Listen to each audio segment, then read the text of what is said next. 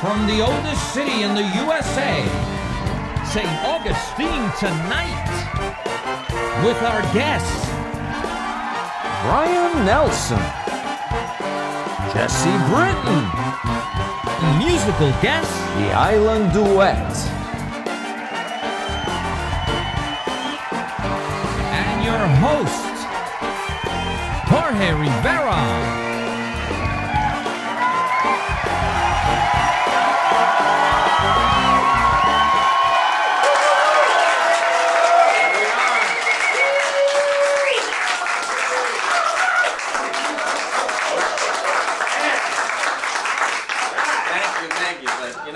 We've become like weed in your backyard. We don't go away. Here we are. We're back. All right. So, yes, St. Augustine tonight. You know, this is show number 10, believe it or not. I mean, this is going so fast, it's mind-boggling. And of course, whenever we start our show, we love to give credit to those supporters like Foxtrot Studios, also Garrett Brothers, Home Decor and Collectibles. Our caterer for today, oh, bellissimo, Nonna Trattoria, yes, on Aviles, Italian food. They made this wonderful Verona pasta for our guests, which is in the back. And che cosa faccio buonasera gli mangiare in la Nonna Trattoria? Yes, that's where I'm going to go. That's where I'm going to go tonight. I'm going to eat there. So we want to thank Mr. Adamo, who has always been so kind and supportive in so many things we've done. Another thing I wanted to bring to the show is, oh yeah, before I forget, Diversity TV is here, ladies and gentlemen. They run us on Channel 91. They've come today to sit in the audience and watch the show. We thank them for all their support.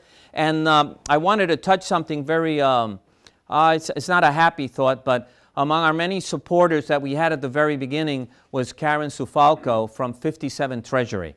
When I went in there with her German accent and her crazy sandals, you know, she said, I love the idea, man. I'm there. And she brought flowers to our show. She's an artist. She's not really a florist. She passed away, which shocked us and broke our hearts. We found out. And so I thought in this show, wherever she might be, wherever that energy is, we send our love.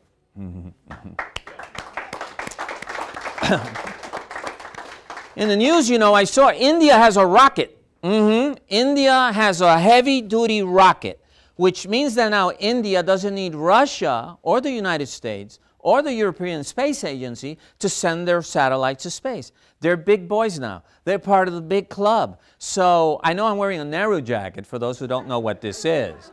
It wasn't because I was going to talk about India, but this was very popular in the late 60s, 70s. If you see a lot of Rolling Stones and Beatles, this was a very popular decor in the body of men and women, and it's still popular in Asia. But India now is a big boy. And another thing I found out is that, you know, the plastic we get, this plastic we find in rivers and garbage everywhere. This guy came up with the idea to turn all that plastic into these little pebbles. He's mixing it with the tar they make roads with, which allows to use less toxins in the roads, makes the roads last longer, and guess what? There are no potholes. So he started with his own road at home, and now some countries are starting to look into this technology. It's a way to get our plastics out, recycle them into roads that are better and cheaper. Isn't that, I think that is amazing, amazing, amazing. Now, one of the things that fascinate me are robots. I love robots. Now, Germany, in order to celebrate the reformist movement of about 500 years ago, has now experimenting in some of their churches a robot priest. This thing is scary. It's square like a box, has a square head, has eyebrows that move and eyes, and when it blesses you, it raises its hands up like this. This thing is like out of Star Wars 1. It's not like the RD-22 and something else, okay? This is scary, okay? And so the young people who are into technology are cool with it, but The old people are like saying, are you kidding me? I mean, you know, but it's so funny. He says, you are blessed, you know, this robot. So that's great. Talking about positive robots, the India, once again, some guy out of India, an American Indian, not, you know, what we call Red Cloud, but American Indian from India, he has invented a salad-making robot. This thing is awesome. You go up, it has 21 ingredients. You say, well, I'll have a little kale, romaine, let's be naughty, croutons and bacon. We'll throw in some cucumbers. This thing chops it all, mixes it all up, and bingo, there's your salad. And they're starting these out in San Francisco. So if you tend to go West Coast and you see, instead of a Coke machine, a salad machine, you were warned, all right? So that thing. Don't know if you saw what Apple's keynote this week. Oh my lordy lord, they're taking over the world. The stuff that's coming out from Apple is mind-boggling. These apps and these computers and what they can do, this thing is moving so fast, it scares me. And it's scaring a lot of people because what's happening is that we're taking the pillars of our societies, our economy, our privacy, and we're giving it all to these computers. So now, in the old days, I'd put a $100 bill in one of my books in the library, because thieves don't read. That's the way to put your money. But now, in those days, someone had to come in my house, find the book, take the $100. Now they could do it at a boogie boogie land. And the bank says, by the way, how can we say this? Your account is missing $1,000. I mean, it's scary. We're putting power grids on these systems. We're putting our whole economy. And so it is kind of scary. Maybe I'm old school, but I think that we're trusting these systems, giving them too much too soon. That's my opinion. Okay. So the other thing I wanted to say was, to end this, is they found these bones in Africa, these Homo sapien bones, meaning our ancestors, which means we've been around the planet for 100,000 years before we thought we were on the planet. So that's like, whoa, you know. I don't know. Keep looking for those Coca-Cola cans, see how old they are. But that's it. But talking about Homo sapiens, we're going to have some on our show today, all right? Let's give them a hand. And some of these Homo sapiens that'll be up here today, we have Brian Nelson. We have Jesse Britton. Yeah, Jesse! And we have the Island Duet. And we're going to have a wonderful show. And we're going to start with a little bit of the Island Duet to just tease you with some of their music. We'll be back after these messages. At Martinez & Associates, we can help you with many things. Number one is income for life throughout your retirement, which is very important. Number two would be Medicare choices, which are very confusing. Number three is a legacy for your loved ones.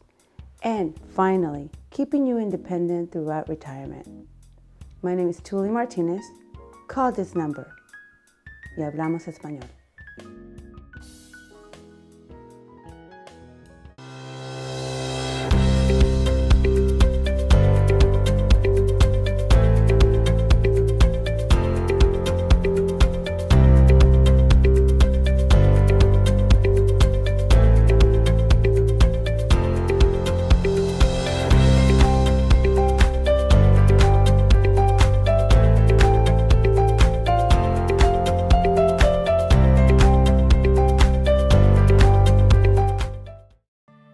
At St. Augustine Distillery, we're part of a new generation of American craft distillers. Family owned and operated, we are committed to making the best possible spirits using local agriculture. Our distillers make everything by hand, from mashing and blending to distilling and tasting each and every batch. We distill and bottle everything we sell, making sure that the spirits are just right before barreling and aging.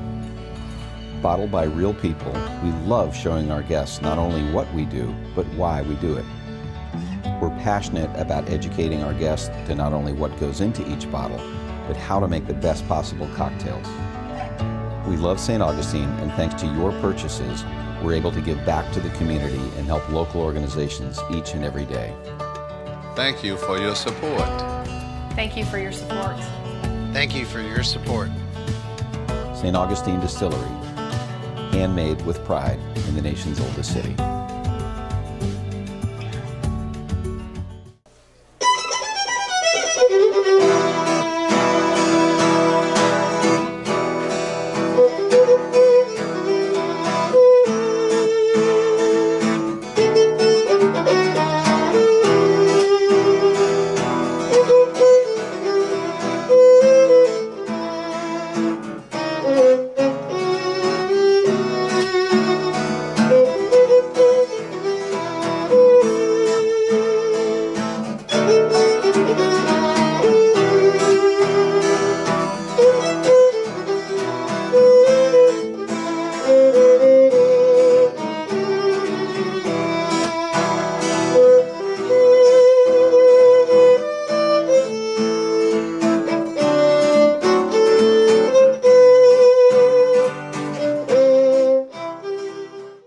In any industry, the best known product is the one most frequently purchased.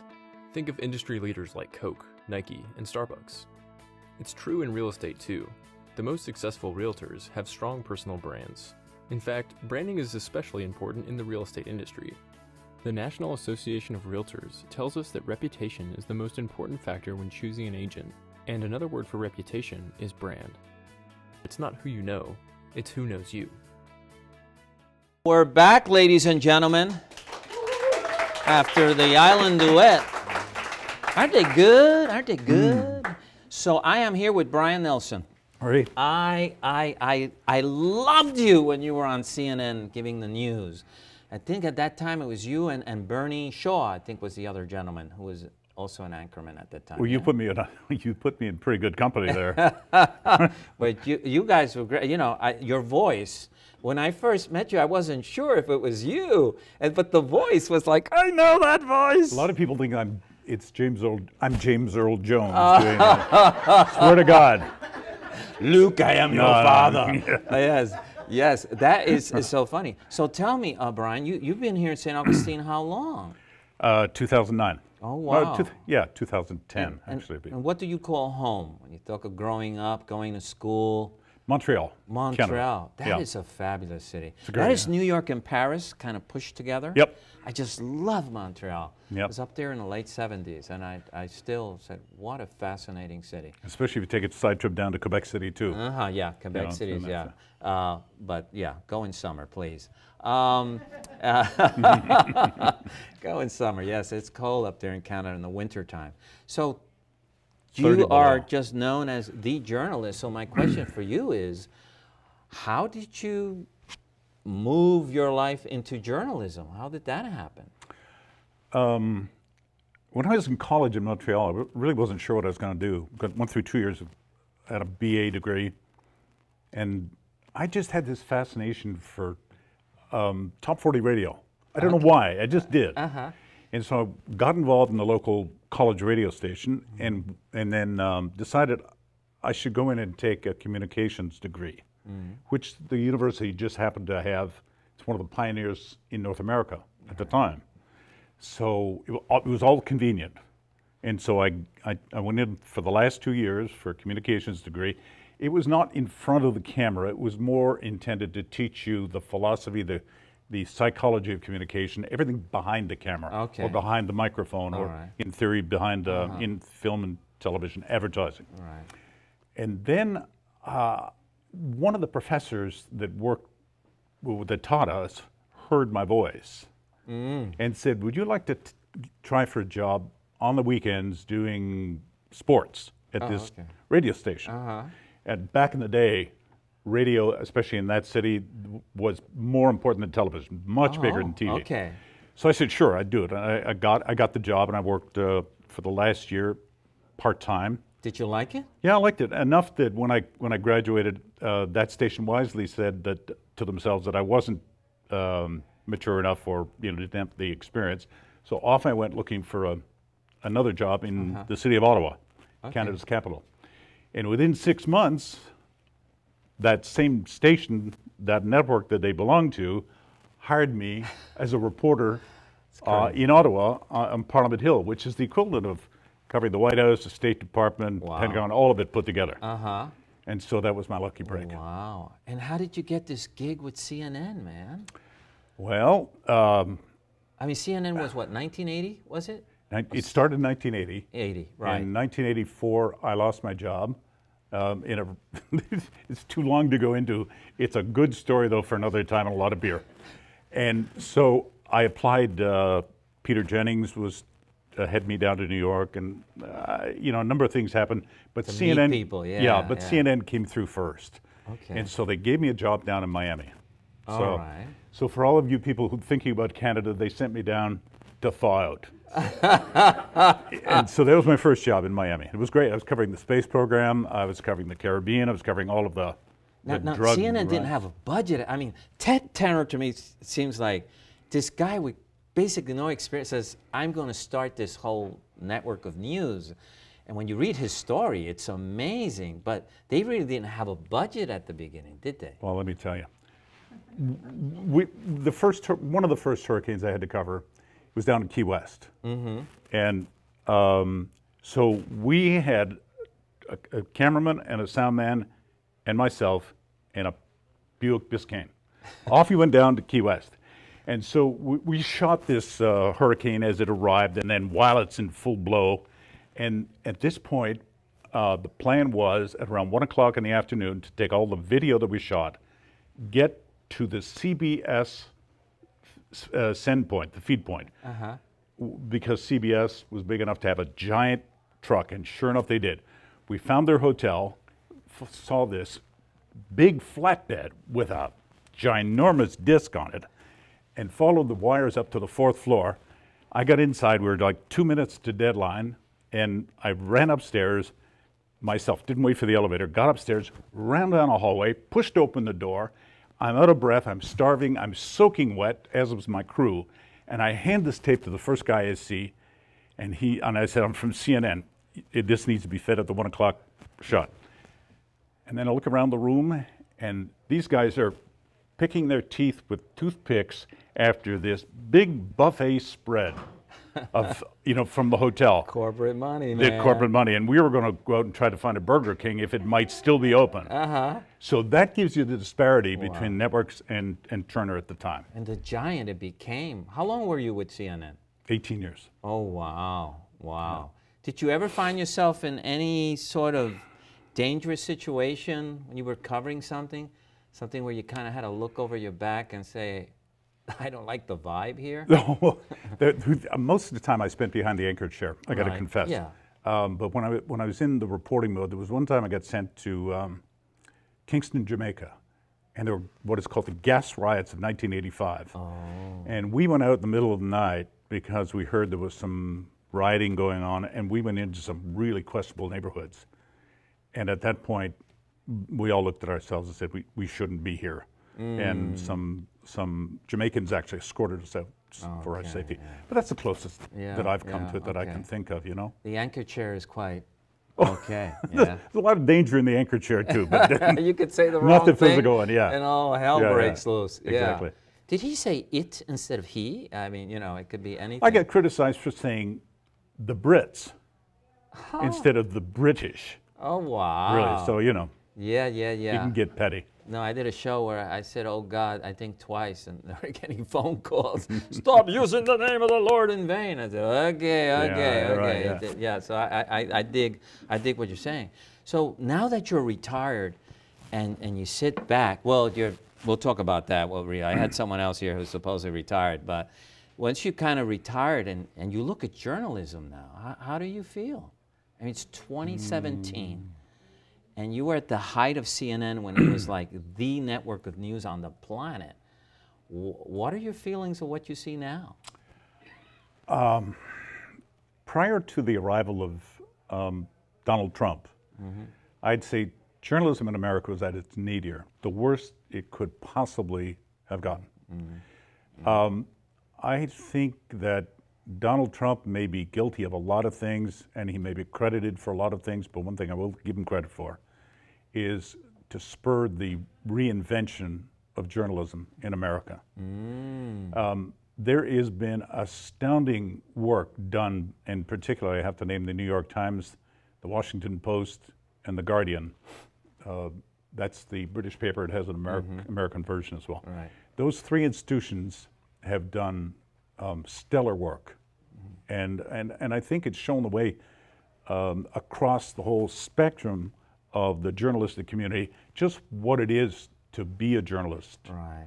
the work that it entails, and to get away from this notion of false equivalency, which we seem to have been burdened with, like a wet blanket. Yes, and I think there's a resurrection of journalism, and I'm really happy to see that. Yeah. Well, you know, I grew up with Walter Cronkite.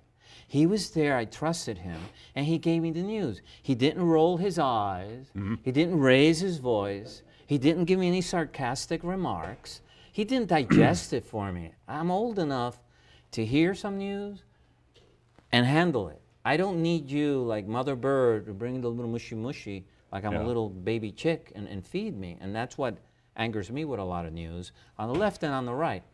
Don't treat me like an idiot. I mean, I'm old enough, and now we have the internet. I can go to the Irish Times. I can go to the Deutsche Zeitung. I could go to the Japan Times in English. You know what I'm saying? I could see different views of the angle. Don't treat me like an idiot. But one other thing I'd like to say too is I'm very happy to see my old employer get away from putting a lot of political hacks on the air and pretending they're just spokespeople or they're independent assessors of the political scene. Yes. That was, I think, one of the worst contributors to the election last year that you could possibly imagine. Right. It just confused so many people. Right. You know? So what do you do now with all the time you have? I spent time talking to you. Well, that's fun. I could talk to you forever. Actually, you know, that would be a valid question, except that this year I am consumed with the news. Oh. I can't get away from it. I've got books that I can't read. I swear to God, because I'm literally hooked to everything that is going on in Washington, D.C. particularly. And maybe I'm going to go see a shrink when it's all over. But when you can get away to news, what do you keep active with? Well, my wife and I like to travel a lot. All right. And so when we can do that, we do. We have good friends, some of whom are here in the room we spend time with and like a lot. And got a dog we love, and go to the beach and bicycle and go to the gym. And, yeah. Of all the places you could have retired, you picked St. Augustine. Well, when we were living in Atlanta, we kept coming down from Atlanta on the summer vacation to what I think it's called Ocean Gallery, and we'd rent a condominium there, and we'd spend some time here, and got to fall in love with the town. Especially, I fell in love with the downtown of the Plaza. Okay. To see that in the morning, and I drove by there this morning in the early morning. It's just beautiful. Yes, it is a beautiful. And so I thought I'd like to live here. And in fact, I think it was '97. I even tried to pitch the Flagler Communications Department to hiring me, and I'd figure out the rest of it after that. But so then, when we retired, I went to work for Boeing internationally, and I was still at the Kennedy Space Center. So when we retired, we had already gone around Florida, and we just said, let's go back to St. Augustine and take a look again. We've also visited, but let's go and take a look for a permanent residence and housing. So we got up here, and we had a meeting scheduled the next morning with a real estate agent, and on one of the hotels at the beach, asked the concierge, what's going on tonight, and where do we eat? So somebody suggested Cafe 11, and for something going on, go to the pier. Okay. The pier? Yeah, there's a free concert, I think.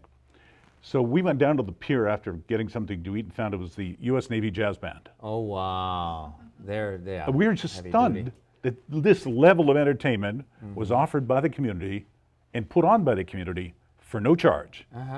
And it was also catered by the restaurants in town, you know, one at a time. It's something that down at Merritt Island was just unheard of. There was no sense of civic. The one that took your heart was and that was it. The next morning, we started seriously looking for a place to live. Well, we ran out of time, and I'd love to bring you again, and we're so lucky to have you in this community, Thank you very much, my friend. and I want to commend you. Thank you. And I want to say this. I want to commend you for creating this show. It is brilliant, it is creative, and it's a wonderful thing for this city. You should be proud. Thanks, thanks. At St. Augustine Distillery, we're part of a new generation of American craft distillers. Family owned and operated, we are committed to making the best possible spirits using local agriculture. Our distillers make everything by hand, from mashing and blending to distilling and tasting each and every batch. We distill and bottle everything we sell, making sure that the spirits are just right before barreling and aging. Bottled by real people, we love showing our guests not only what we do, but why we do it. We're passionate about educating our guests to not only what goes into each bottle, but how to make the best possible cocktails. We love St. Augustine, and thanks to your purchases, we're able to give back to the community and help local organizations each and every day. Thank you for your support. Thank you for your support. Thank you for your support. St. Augustine Distillery, handmade with pride in the nation's oldest city. Well, we're back after those messages. And I find myself this time with Mr. Jesse Britton. Hello, Sir. A lot of people here know Jesse. A lot of people in town know Jesse. For those who don't know who Jesse is a tattooist in town, and he's also an incredible artist. We've seen some of his oil paintings and things like that. So Jesse, it's great that you can make it. I know you're very busy. You work all the time. And my question is, how long have you been here in St. Augustine?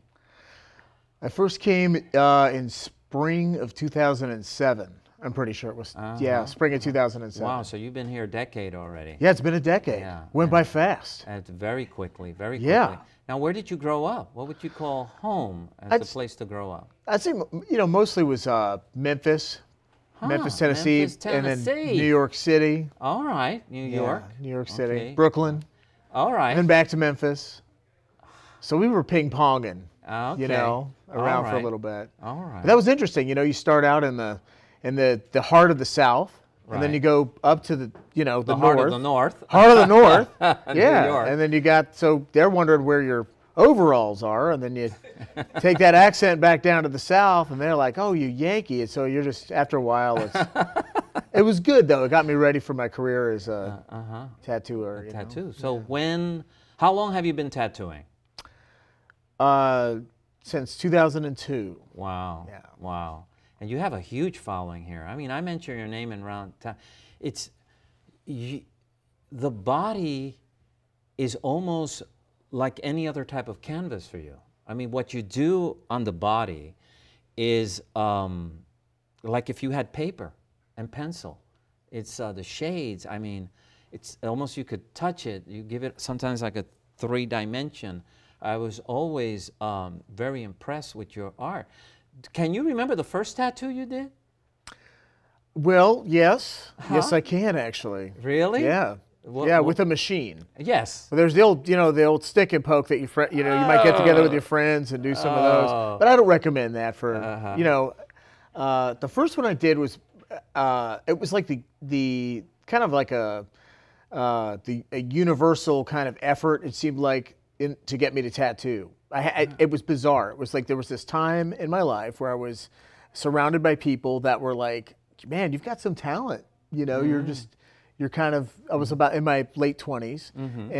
And so I lived with a tattoo artist in a communal kind of house living situation. I had a friend who was an apprentice, and she was convinced that I needed to start tattooing. And so she, you know, and so everybody was kind of giving me these hints like, hey, you know, and this was in Minneapolis, Minnesota. Now, did you draw before you tattoo? Were you a kid who loved to draw? Yeah. Yeah, my uncle would show me army guys. He's like, let's draw army guys.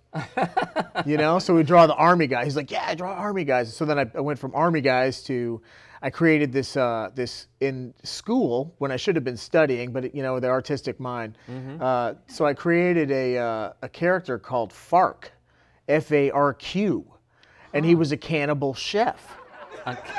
He was a cannibal chef. I think it was like whatever 7th grade is. I don't know. I lost track of how old you are in 7th grade. Were the teachers worried, my dear fellow? Yes, there was one teacher that I remember one teacher kind of encouraged it, and I was surprised. You know, but they kept taking them away. I would cry. I would get so upset. Really? Yeah, they would take away FARC. They'd see it, and they were like, "Man, you know, I think they called home a couple times, you know, because there's this pot on the stove and this chef and this knife, and there's these legs and arms sticking out of it." But to me, there was no malice. There was no there was no, you know, there wasn't any psychological. It's art. Yeah, it was. To me, it was just it was something to get my classmates to go, "Oh, that's interesting," or "Wow, cool, man," you know. Could you drop a little old man in the pot just to give it flavor? Yeah. Yes, something like that. Yeah. It's Wow. well seasoned. Wow. And then from the drawing you went to the tattooing, and that first tattoo was what then? It was my friend Kinsey's. She had two bulldogs. Okay. Big old English creatures, English bulldog creatures, the animals. floppy faces, and the, you know, they were. I loved them. They're pretty ugly. They're pretty ugly. Oink and Snowa, and Oink was a big pig. He was a big old pig of a dog, and she decided that was, you know, she wanted Oink and Snowa, and that I was going to do it.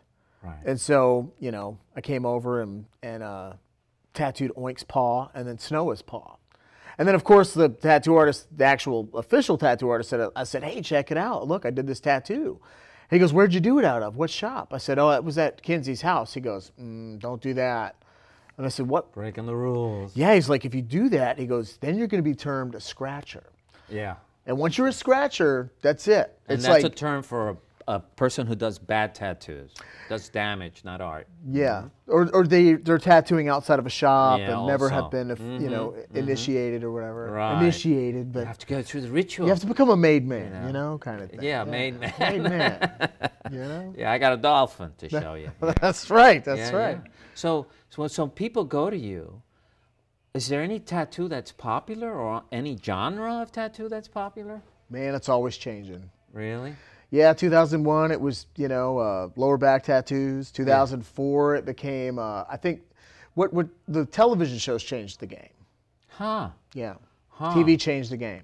Yeah. Well, yeah. I see a lot of tattoos that are characters from television. Yeah. Or a TV. horror picture. Yeah. Or a Batman or a Superman. Comic books are big too. They are. Yeah. Well, now the interesting thing that's happened in the past 5 to 7 years is that the cat's out of the bag, so to speak. You know. Meaning? Well, when I started tattooing, it was hard. You were hard pressed to find a good portrait artist in the magazines, because that's all we had in 2001 was magazines, and maybe some online. But I didn't know how to use a computer in 2001. You know, I'm an artist, man. You know, that's science. You know. Right. So when, you know, you'd look through the magazines, and it was all very surface, very flat, two-dimensional kind of stuff, and then every now and again you'd see like Paul Booth or Bob Terrell or you know, Tom Renshaw and Marshall Bennett. These guys were blowing minds. They were doing what I thought I wanted to do. Right. I said, when I start tattooing, I want to take the art that I was classically trained to do and take that and bring that into the tattoo world. The human body. Yeah. And interestingly, it wasn't quite my fate to become that guy. I thought that was going to be my. You're so famous for your portraits. Yeah. I mean, you do a portrait on a body. It's like an oil painting. It's like everything's there, whether you use color or black and white.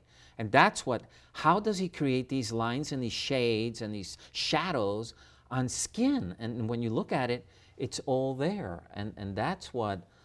Blew my mind when I. Oh, thank you. Yeah. Yeah. And when people talk about you and someone says, "I'm looking to do a portrait of my little boy" or something, your name just pops up instantly, just good. organically. That's great. Jesse Britton, that's a guy you want to work on you. Yeah. And is there a tattoo you enjoy doing? Is there something? Do you like to work more black and white with color?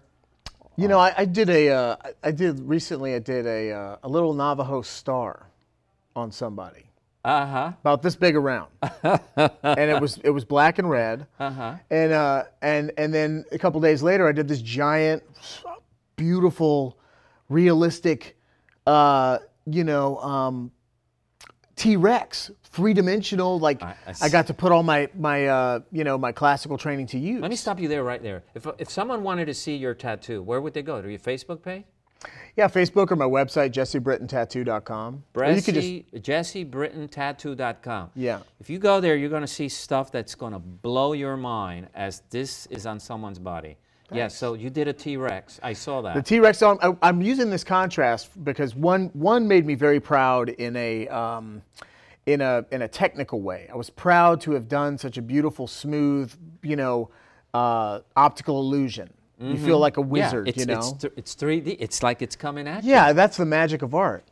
But the magic of tattooing can be different. So the magic of using that type of Medium, skill skill to create that kind of image is one thing. Yeah. But the magic of tattooing is the interaction, is the person, getting to know the person that you're tattooing, and then the trust, and then just the magic of knowing that somebody wants this, and that it's so in a way you're there's tattooers out there now that are doing, that's all they do is what I want to do all day. Young guys, they've been doing it like 3 or 4 years. They got into it, something happened, somehow it was their fate to sit around all day and create Grecian statues and swirling motifs and all the stuff, and I'm just like, man, I was so, that was supposed to be me, But then when I think about really the magic of tattooing, if somebody comes in and they want just something breathe right here, or something meaningful to them, or something that holds something religious, spiritual, emotional, that I can relate to in a way, or that I find connection. And usually, if it's in the realm of spirituality, or something that's meaningful to somebody, I can relate to it. That other dimension that we can't hold or feel. I mean, we feel it, but we can't physically feel it. Yeah. So those are the two types of, I think, pride and joy that I find in my work. So here's a question I ask tattooists. Who tattoos you? Well, nobody right now. I haven't been tattooed in a couple years. But I mean, when you decide you have lots of tribal tattoos, which are all very spiritual, and writings and things like that. Do you pick a tattooist to work on you the same way? You create a relationship with that person, you see their work, you build the trust, and then you say, I'm gonna let you. Yeah. Yeah. Yeah. Interesting. Yeah,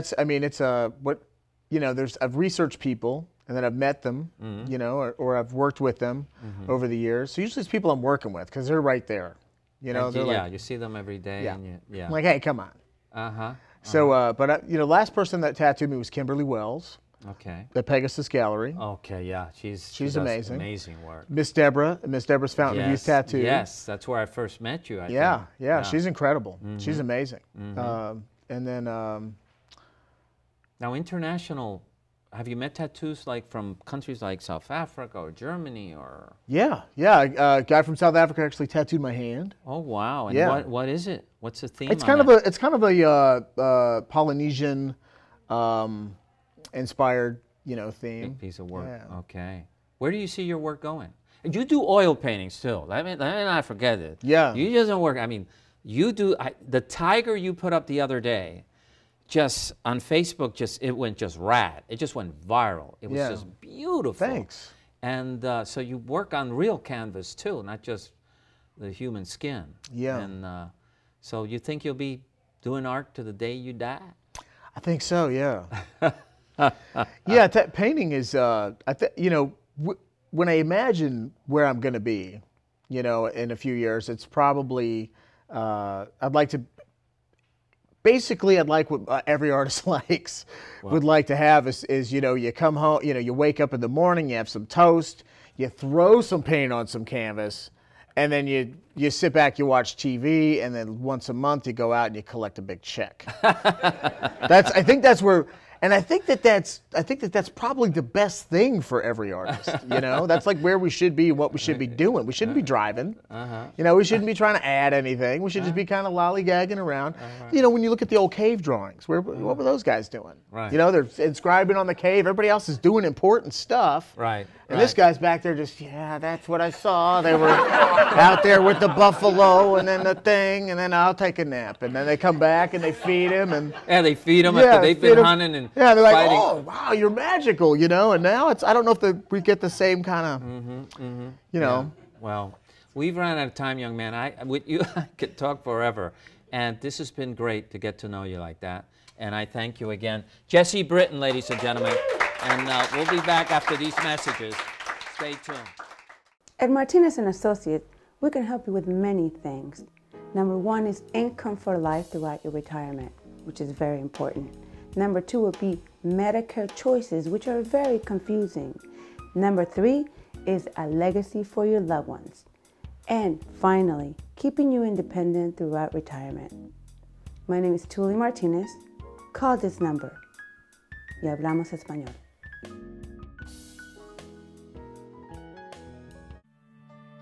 At St. Augustine Distillery, we're part of a new generation of American craft distillers. Family owned and operated, we are committed to making the best possible spirits using local agriculture. Our distillers make everything by hand, from mashing and blending to distilling and tasting each and every batch. We distill and bottle everything we sell, making sure that the spirits are just right before barreling and aging.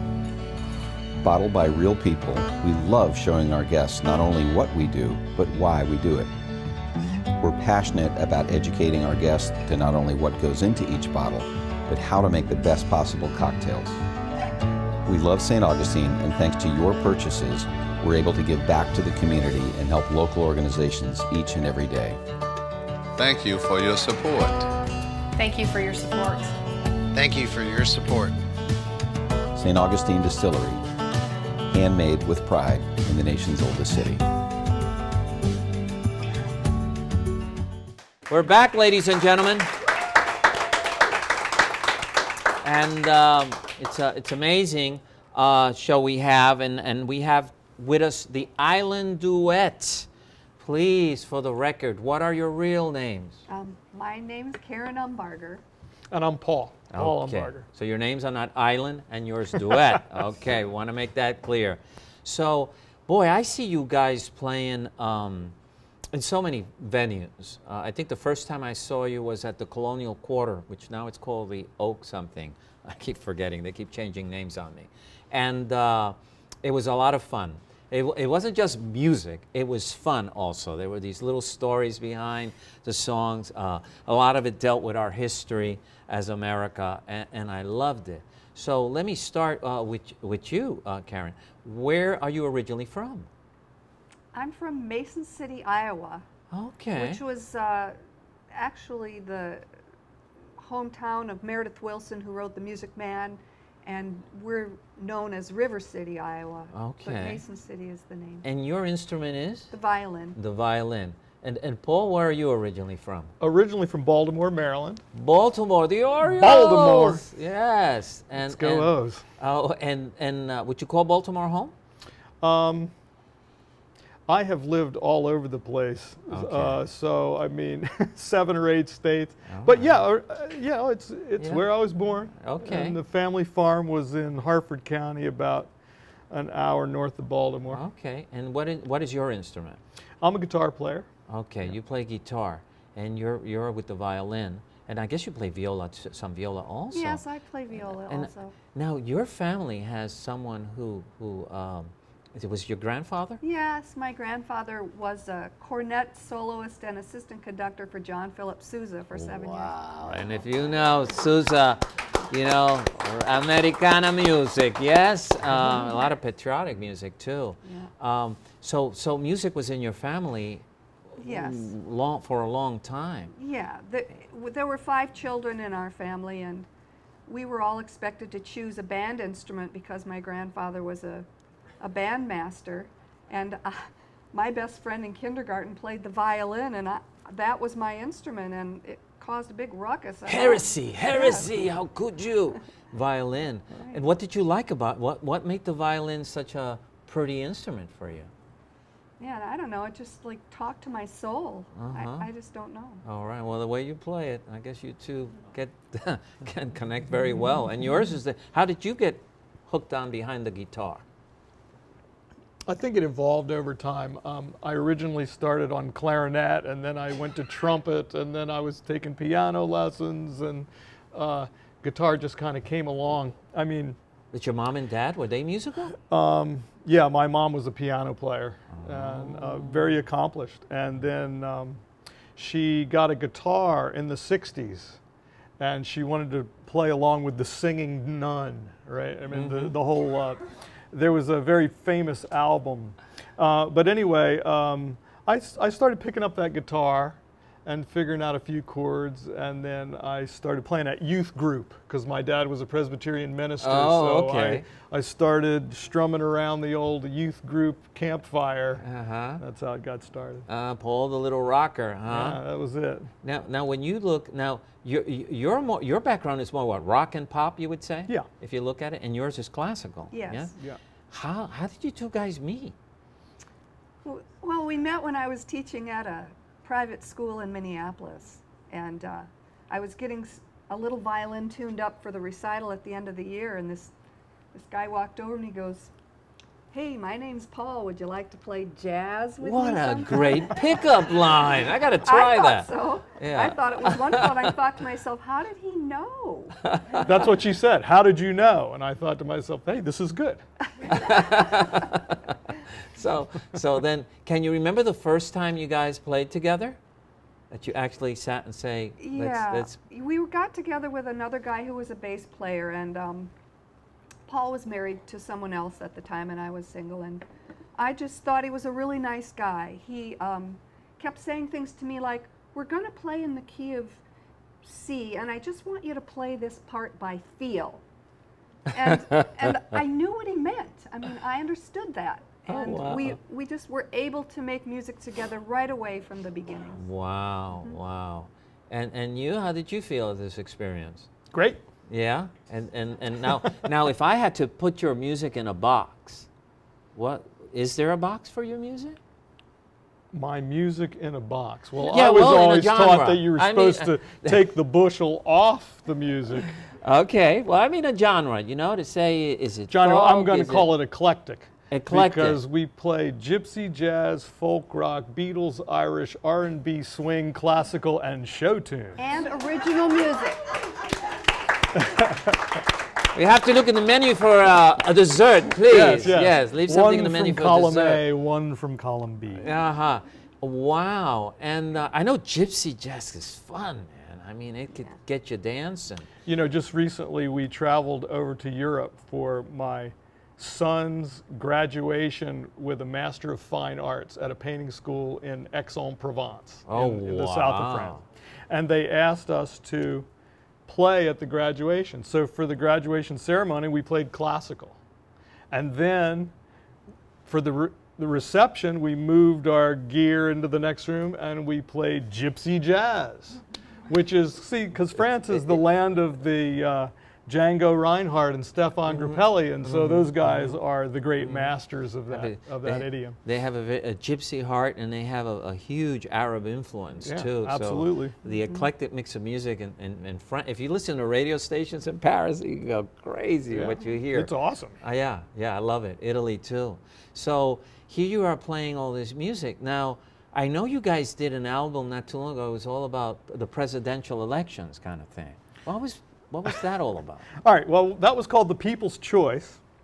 And it became very clear to me in the spring of 2016 that this was going to be one of the harder years in our nation's history. It was just the level of the... Vitriol. Yeah, the level of vitriol, great. So I was a history major in college, and I was thinking about how could I give a gift to my country to make people, to help people feel better about the election. And I thought to myself, well, listen, why don't I come up with a way of telling the entire story of US presidential elections in an hour, okay? So I went back, and YouTube is incredible. You can go and you can find all the old campaign songs, and that's what I did. I did massive amounts of research. How old were they? All the way back to 1788. That was the first presidential election. So you could find. Initially, it was very patriotic.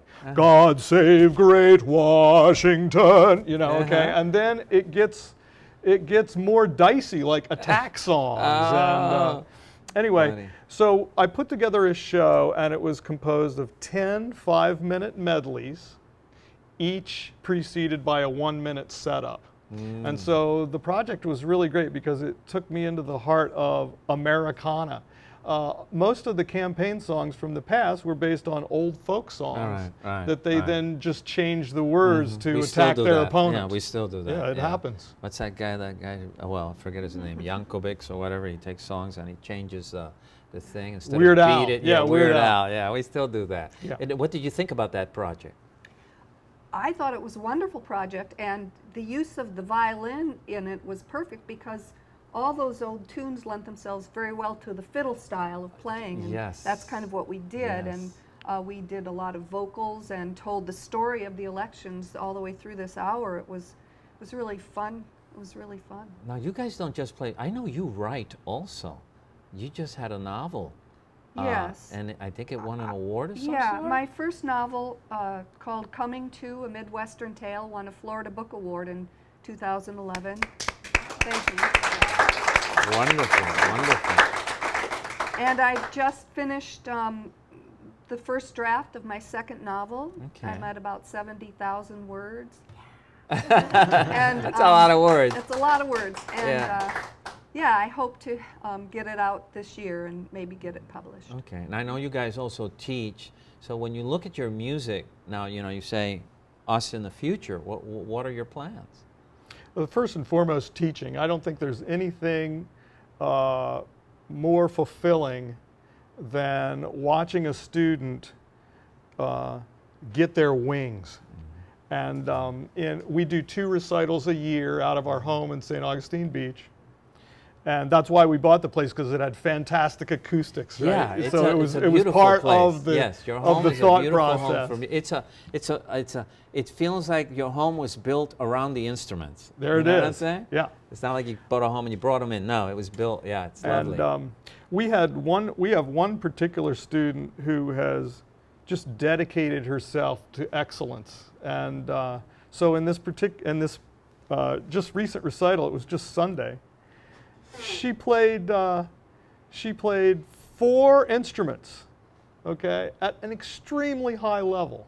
Violin, viola, guitar, piano. Wow. And I mean, but I'm not talking about Twinkle, Twinkle, Little Star. I'm talking about the Bruch Violin Concerto, Chopin Nocturne in E-flat major. I'm talking about Wes Montgomery on guitar. I mean, just amazing, amazing player. And so when you can take somebody from the very beginning, we've worked with her 3 or 4 years now, so not reading music when she first came, and now just playing at such a high level.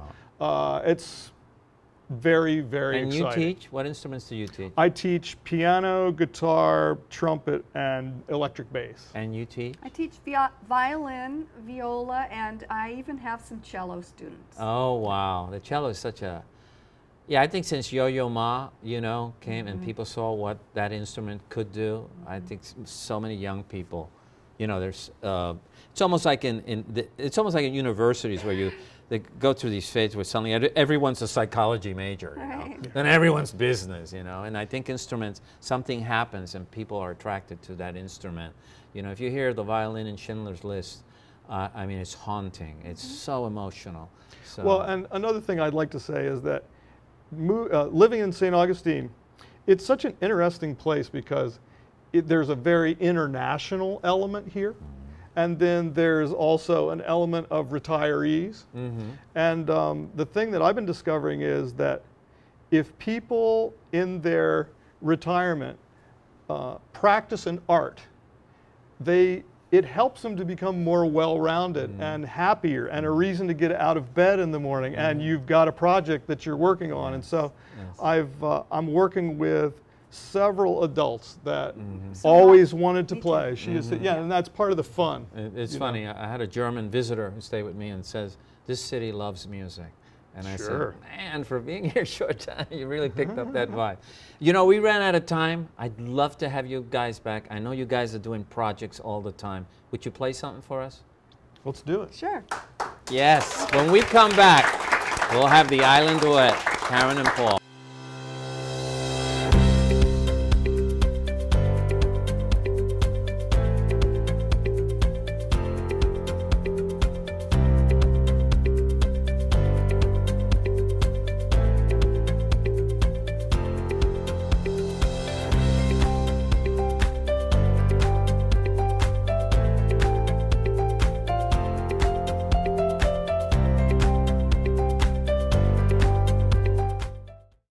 Martinez and Associates, we can help you with many things. Number one is income for life throughout your retirement, which is very important.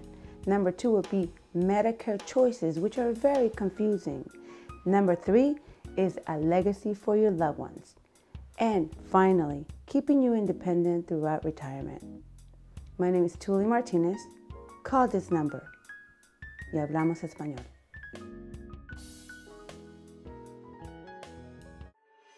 In any industry, the best known product is the one most frequently purchased. Think of industry leaders like Coke, Nike, and Starbucks. It's true in real estate too. The most successful realtors have strong personal brands. In fact, branding is especially important in the real estate industry. The National Association of Realtors tells us that reputation is the most important factor when choosing an agent, and another word for reputation is brand. It's not who you know, it's who knows you.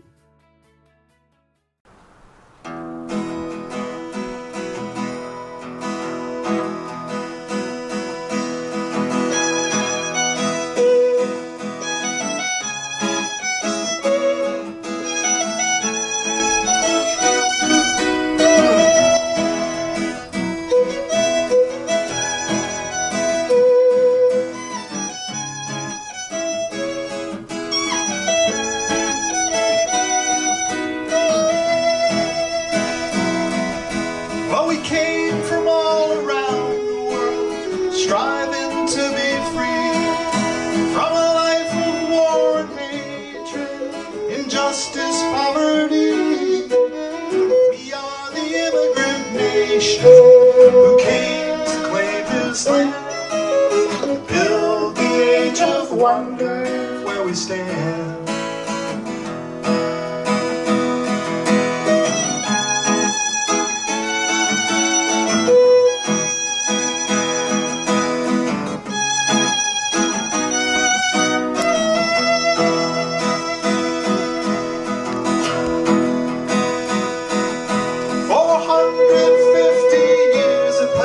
Since the Spanish crown's decree, founding of St. Augustine and the quest for liberty. Remember all that's come before, resolve we won't forget. Let's face the unknown future, our work is not done yet.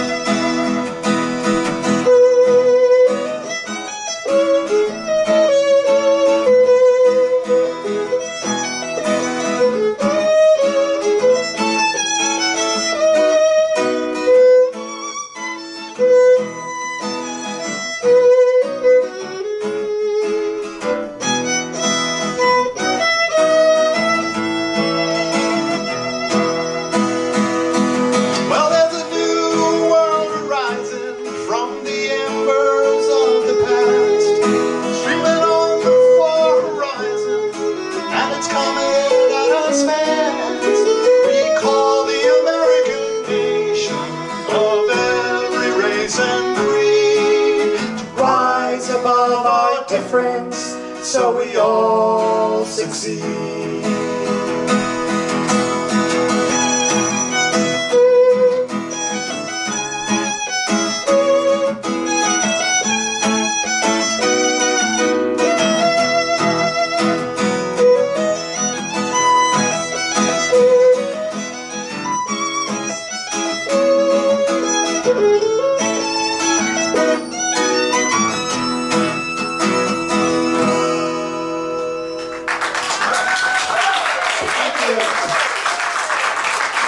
Ladies and gentlemen, that's our show for tonight. Thank you once again. Beautiful, beautiful. And you're all beautiful, and thank you once again. See you next week.